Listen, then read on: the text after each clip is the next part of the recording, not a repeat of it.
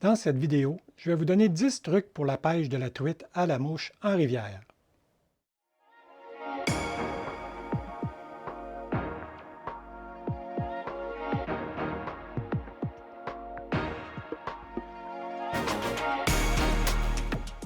Tous les pêcheurs à la mouche d'expérience ont leurs petits trucs de pêche qui leur sont très personnels.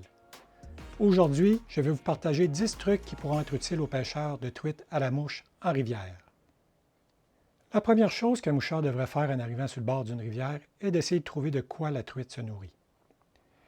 On peut regarder sur et sous le feuillage sur le bord de la rivière, sous les roches dans l'eau pour voir les formes, grosseurs et couleurs des insectes et regarder si les truites semblent actives en surface.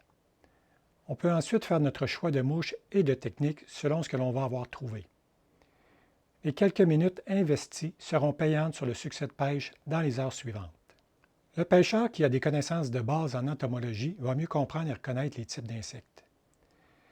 Il va être plus en mesure de choisir des modèles de mouches les plus susceptibles d'être productives et reproduire le comportement des insectes. Par exemple, des nymphes vont se tenir près du fond, des larves qui sont dans le stade émergente vont se retrouver entre deux eaux, et les insectes adultes vont être sur la surface de l'eau. Je vous invite à regarder la vidéo que j'ai faite à ce sujet pour en apprendre plus sur l'entomologie. Lorsqu'on pêche en petite rivière ou en ruisseau, on devrait toujours se déplacer vers l'amont, c'est-à-dire en remontant le courant.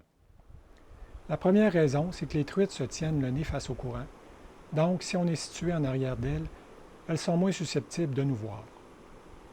La deuxième raison, c'est que lorsque l'on marche dans l'eau, on soulève toujours du sable et d'autres débris. Si on pêche en descendant, les truites seront plus farouches car elles vont voir un changement dans leur environnement. Et troisièmement, de pêcher vers le haut du courant permet de faire des présentations plus naturelles des mouches qui dérivent dans l'eau.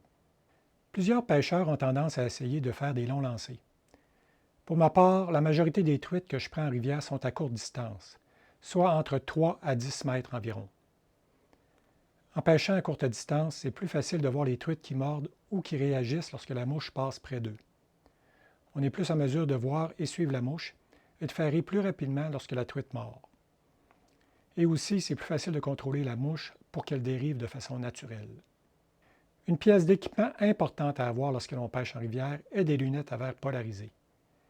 Elles offrent plusieurs avantages comme de couper les reflets à la surface de l'eau et voir sous l'eau, ce qui permet de mieux suivre la mouche et de voir les réactions des truites, de bien voir le fond des cours d'eau pour se déplacer plus facilement et sécuritairement, et pour protéger les yeux lorsque l'on mouche par temps venteux. C'est un investissement que je considère essentiel pour le pêcheur en rivière. Règle générale, les truites que l'on prend en surface des rivières sont plus petites que les truites que l'on va prendre près du fond. Les grosses truites ont appris avec l'expérience à devenir craintives et se tiennent près du fond, là où elles sont plus à l'abri des prédateurs. Le pêcheur qui va utiliser des techniques pour présenter des mouches près du fond devrait prendre plus de truites et des plus grosses que le pêcheur qui ne pêche que près de la surface. Je vous invite à visionner mes vidéos Techniques de pêche à la mouche en début de saison et Comparatif de deux ensembles pour la pêche à la mouche avec la technique Euronymphing pour apprendre quelques techniques pour présenter la mouche près du fond. En début de saison, lorsque le niveau de l'eau est haut ou normal, un bas de ligne régulier d'environ 9 pieds va être suffisant dans la majorité des situations de pêche. Mais dès que les rivières deviennent basses et que l'eau est très claire, je conseille d'utiliser un bas de ligne de 12 pieds de longueur. Dans ces conditions, les truites deviennent plus craintives et un long bas de ligne va faire en sorte que la soie à moucher sera plus difficile à percevoir par les truites. Quand on pêche dans des petites rivières, il est important d'être le plus discret possible dans nos déplacements et dans notre habillement. Les truites en rivière sont farouches. Il faut éviter de faire des mouvements brusques qui pourraient effrayer les poissons. Et j'essaie toujours de porter des couleurs de vêtements qui vont se confondre avec l'environnement, comme le beige, le vert et le kaki.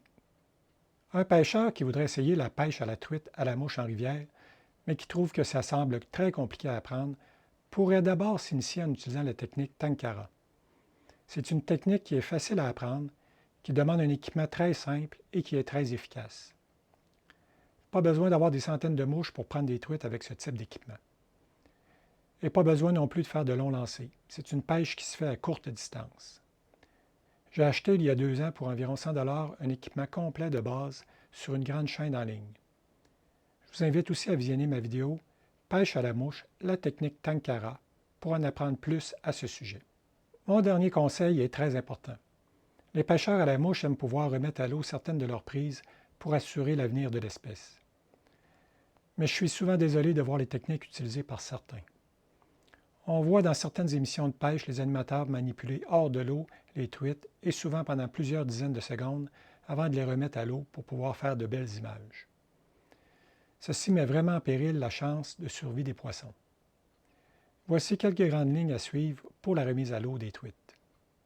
Utilisez si possible une épuisette avec un filet caoutchouté conçu pour ne pas blesser les poissons. Lorsque possible, laissez la truite qui est dans le filet dans l'eau pour la décrocher. Utilisez des mouches fabriquées avec des hameçons sans ardillon, ou bien écrasez l'ardillon avec des pinces pour faciliter le décrochage de la truite. Utilisez des pinces conçues pour enlever l'hameçon plus facilement. Dans la mesure du possible, ne pas toucher à la truite avec les mains. Si vous devez le faire, mouillez vos mains avant et évitez de serrer la truite. Et si l'hameçon semble enfoncer trop profondément ou que la truite saigne ou est blessée sérieusement, conservez-la pour la manger. Une truite blessée a très peu de chances de survivre. De façon générale, les pêcheurs à la mouche sont attachés à leur équipement et aiment avoir ce qui se fait de mieux dans le domaine. Je vous propose d'essayer d'utiliser des équipements que vous avez depuis plusieurs années et vous pourriez avoir des surprises. J'ai dans les mains une canne en fibre de verre Fenwick de 7 pieds et demi qui a une quarantaine d'années et qui est très agréable à utiliser en rivière et en ruisseau. Elle a une action lente, mais qui est très appropriée dans ces conditions de pêche. J'espère que ces quelques trucs vous seront utiles.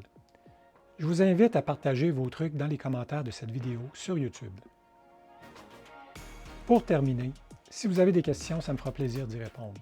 Et si vous appréciez le contenu, merci d'aimer la vidéo sur YouTube et vous abonner à ma chaîne YouTube Passion Pêche à la mouche.